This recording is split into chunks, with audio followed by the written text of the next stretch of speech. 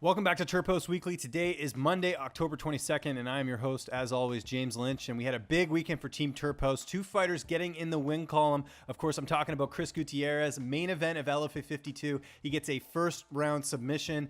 Very impressive win for the Factory X product, who now improves to 9-2 in his last 11 fights. And don't be surprised if his next fight is in the UFC or Bellator. This was a big win with a lot of eyeballs in the main event of LFA 52, like I mentioned. And we got to talk about the UFC veteran Louis Smolka getting a win over Kyle Estrada this past weekend at CXF 15.